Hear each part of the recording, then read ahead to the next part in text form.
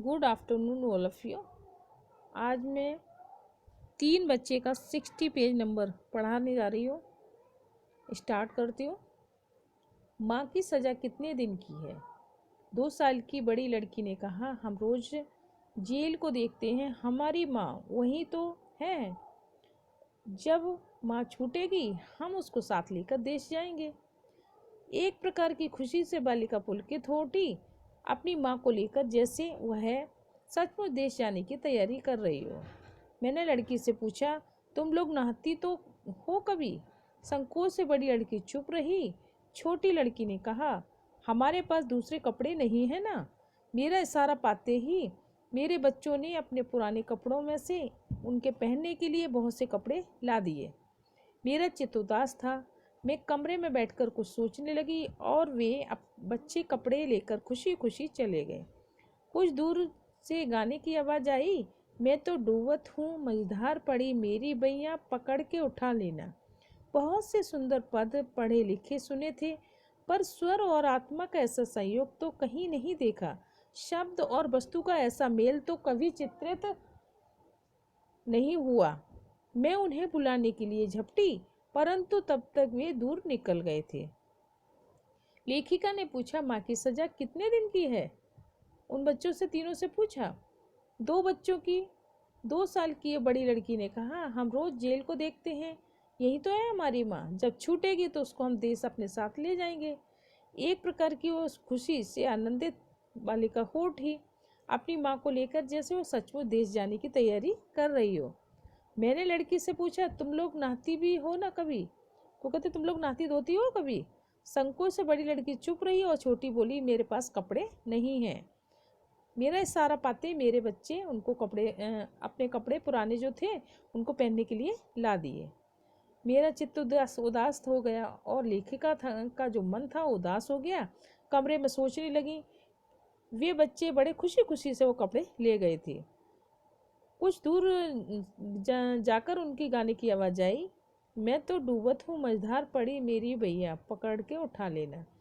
बहुत से सुंदर पद पढ़े लेखिका ने थे सुने थे, लेकिन स्वर और आत्मा का ऐसा संयोग उन्होंने कभी नहीं देखा था। जो शब्द और वस्तु का ऐसा मेल तो कभी चित्रित नहीं हुआ था। मैं उन्हें जब तक लेखिका उन्हें बुलाने के लिए एकदम भागी, तब तक वो दूर तक निकल गए थे। Next paragraph. इस घटना से दूसरे दिन मैं भी युद्ध विरोधी सत्याग्रह करके जेल की अतिथि बनी। मेरे और बच्चों ने तो हंसी खुशी से विदा दी। सबसे छोटी मीनू बहुत छोटी होने के कारण मुझे छोड़कर घर में नहीं रह सकती थी, अतः वह मेरे साथ हो गई। उस समय जबलपुर जेल में कोई अन्य कैदी राजबंदनी नहीं थी। अकेली होने के कारण अस्पताल में रखी गई। तो इस घटना के दूसरे दिन ही युद्ध विरुद्ध जो सत्याग्रह चल रहा था, तो उस समय वो जेल की मेहमान बनी, अतिथि माने मेहमान। मेरे और मेरे बच्चों ने तो मुझे खुशी खुशी से विदा किया। जो सबसे छोटी बेटी थी उनकी मीनू, वो नहीं रह सकती थी, इसलिए वो माँ के साथ गई। इसलिए वो बच्ची को लेके गई। उस समय जेल में कोई राजबंदनी यानी स्वतंत्रता आंदोलन में भाग लेने वाली उस समय कोई नहीं थी। अकेली होने के कारण उनको अस्पताल में रखा गया। Next page. मेरी सेवा के लिए 2 साधारण कैदी स्त्रियां रात में मेरे साथ रहती थीं। दिन में सब लोग एक साथ रहते थे। कैद खाने की दुनिया भी एक विचित्र है। यह कौन है चोर? यह चरस बेचती थी। इसने अपने नवजात शिशु की हत्या करने की चेष्टा की, पर माँ होकर यह हत्या कर सकती थी, इसका मुझे विश्वास न हुआ। और यह लड़की, यह तो अभी कम उम्र की है, इसने क्या किया? इसके पति और सास को जहर दिया। मैं कांप उठी। विधाता, क्या ये सचमुच स्त्रियां हैं? क्या तुम्हारी ही इनकी आज्ञा से इनका सृजन हुआ है? किंतु इसी समय जैसे कोई अंदर से बोल उठा, यह तस्वीर का एक पहलू है, इसकी दूसरी ओर भी तो देखो। संभव है निर्दोष हो, संभव है ये 2 देवियां हों। अर्थ इसके, मेरी जेल सेवा के लिए यहाँ लेखिका, जब वो अस्पताल में उनको कैदी बना के रखा गया, तो उनकी सेवा के लिए 2 स्त्रियां साधारण रखी गईं। दिन में सब लोग साथ में रहते थे, रात को कैद खाने की दुनिया भी एक विचित्र उन्होंने देखा। यहाँ कौन चोर है, यह कौन है चोर है, यह चरस बेचती थी इसलिए बंद है, यह नवजात शिशु को मारने की इसने चेष्टा की। और एक माँ कोई ऐसी कर सकती है? उनको विश्वास नहीं हो रहा था लेखिका को, कोई माँ अपने बच्चों को मार सकती है? और यह लड़की, यह तो कम उम्र की है, इसने क्या किया? तो वो बताते हैं कि पति और सास को इसने जहर दिया। तो यह सुनकर लेखिका कांप उठी। विधाता, क्या यह सचमुच स्त्रियां हैं? क्या तुम्हारी ही आज्ञा से इनका रचना, सृजन यानी निर्माण या रचना जो बनाया जाता है? किंतु इसी समय जैसे कोई अंदर से बोल उठा, जैसे अंदर से कोई एक कहते नहीं, जब हम सोचते हैं तो कोई अंदर से दूसरी आत्मा भी, हमारे मन भी बोल उठता है।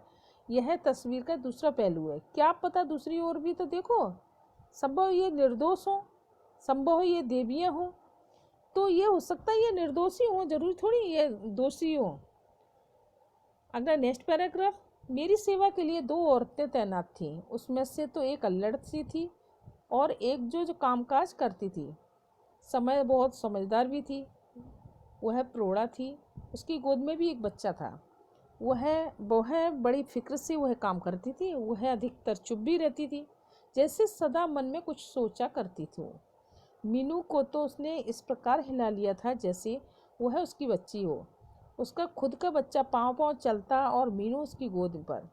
पानी भरती तो मीनू उसके साथ होती, दाल दलती तो मीनू उसके साथ, बर्तन मलती तो मीनू उसके साथ, छोटी छोटी कटोरियाँ और ग्लास मलती दिख पड़ती। अंत को बात इतनी बड़ी कि मीनू को अपनी पीठ पर बांधकर झाड़ू देने लगी। उसका नाम था लखिया। लेखिका कहती कि उनकी सेवा के लिए 2 जो औरतें तैनात थी, रखी गई थी। उनमें से एक तो अल्लड़ थी और एक जिसको काम ही काज कुछ नहीं आता था। दूसरी बहुत समझदार थी। वह प्रौढ़ा थी। उसकी गोद में भी एक बच्चा था। वह बड़ी फिक्र से सब काम करती थी उनका।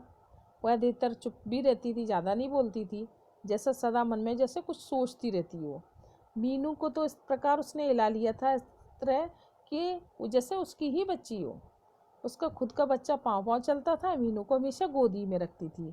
पानी भरती तो मीनू उसके साथ होती थी, दाल दलती तो मीनू उसके साथ होती, बर्तन मलती तो मीनू उसके साथ, और छोटी छोटी कटोरियाँ जो ग्लास होते तो मलती वो साथ में दिखाई देती थी।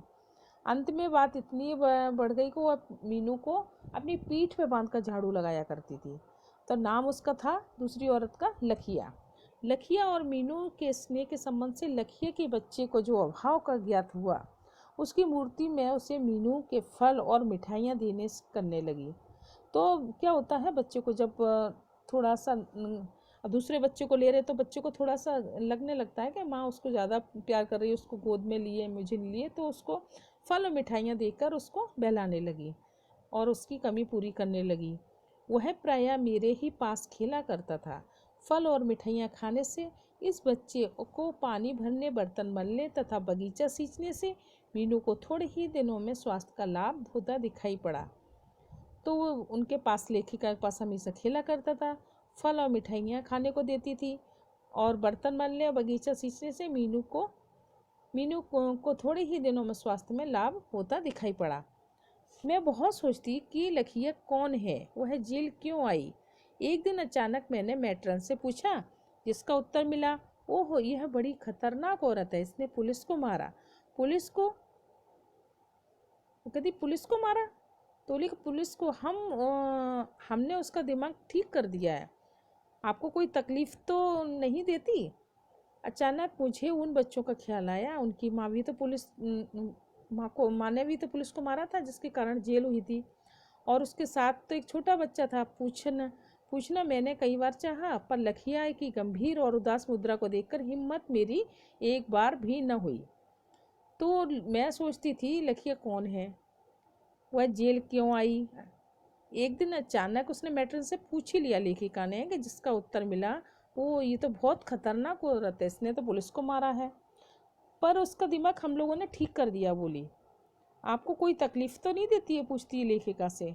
अचानक उनको उन बच्चे का ख्याल आ गया कि उनके बच्चे बोल रहे थे कि उनकी माँ ने भी पुलिस को मारा था, जिसके कारण उनको जेल हुई थी। तो पूछना कई बार लेखिका ने चाहा वो लखिया से, लेकिन गंभीर और उदास हमेशा रहती थी, इसलिए पूछने की उनको हिम्मत ना पड़ी। Next paragraph. एक दिन रात को खूब पानी बरसा, खूब दहाड़ दहाड़ कर बादल गरजे, कड़क कड़क कर बिजली चमकी। मुझे अपने बच्चों की याद आई। छोटा बच्चा डरा होगा। दूसरे पलंग पर सोने पर भी वह बादलों के गरजते ही मेरे पास आकर सो जाता था। इसके साथ मुझे उन तीनों बच्चों की भी याद आई जो बेचारे पुल के नीचे सोते थे। कहीं आगे सोचने की मेरी हिम्मत न पड़ी। मैंने प्रार्थना की, हे ईश्वर, सब माताओं के बच्चों को अच्छी तरह से रख और उसके बाद मेरे बच्चों की रक्षा कर। एक दिन रात को खूब जोर से पानी बरसा। गरज गरज कर बादल बहुत जोर जोर से गरज रहे थे, बिजली कड़क रही थी। उन्हें अपने बच्चों के अचानक याद आई। छोटा लड़का डर जाता था और डर की वजह से उन पलंग पर आकर उनके साथ सो जाता था। उसके साथ में उनको उन तीनों बच्चों की भी याद आई जो बेचारे पुल के नीचे सोया करते थे। आगे सोचने की उनकी हिम्मत नहीं पड़ी और उन्होंने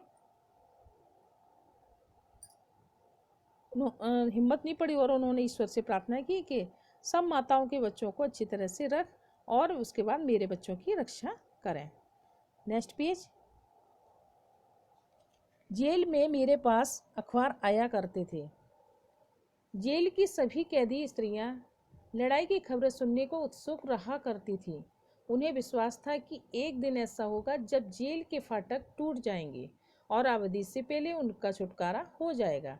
मैं भी उन्हें यूरोप की लड़ाई और भारत के सत्याग्रह की खबरें सुनाया करती थी।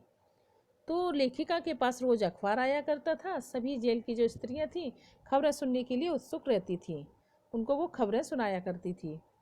उन्हें विश्वास था कि एक दिन जब जेल के फाटक टूटेंगे तो समय से पहले ही उनको छोड़ दिया जाएगा। वे भी यूरोप की लड़ाई और भारत के सत्याग्रह की खबरें सुनाया करती थीं। उस दिन शाम को अखबार आया और पढ़ते पढ़ते मेरा जी धक से रह गया। जबलपुर की खबर थी, कल रात एकाएक पानी बरसा और खूब बरसा। जेल के पास नाले में 3 बच्चे बह गए। उन तीनों की लाशें मिली। बहुत कोशिश करने के बाद शिनाख्त नहीं हो सकी। 2 लड़कियां और एक लड़का। ऐसा सुना गया कि वे गाना गाकर भीख मांगते हैं। मेरे घर पर आकर गाने वाले उन तीनों बच्चों का चित्र हठात मेरी आंखों के सामने खिंच गया और ऐसा जान पड़ा जैसे कोई दूर से कोई गा रहा हो। मैं तो डूबत हूँ मझधार पड़ी, मेरी बैया पकड़ के उठा लेना। उस दिन शाम को अखबार आया। पढ़ते पढ़ते उनका जी लेखिका का धक से रह गया। जबलपुर की खबर थी, अचानक कुछ जोर से पानी बरसा। जेल के पास जो नाले में 3 बच्चे बह गए, ऐसी खबर उसमें आई थी और लाशें मिली हैं। बहुत कोशिश करने पर शिनाख्त नहीं कर पाया कोई। 2 लड़कियां एक लड़का था जो भीख मांगकर गाना गाकर अपना पेट पाला करते थे। अचानक उनके लेखिका के सामने उन तीनों गाने वाले बच्चों की जो चित्र था उनकी आंखों सामने आ गया और वही गाना आ गया, मैं तो डूबत हूँ मझधार पड़ी, मेरी बैया पकड़ के उठा लेना। तो यही उनको उनकी बच्चों की याद आने लगी।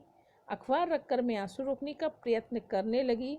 अचानक मेरे मुंह से निकल गया, बेचारे बच्चे। लखिया पास ही बैठी मेरे लिए चाय तैयार कर रही थी। उसने पूछा, क्या खबर आई भाई साहब?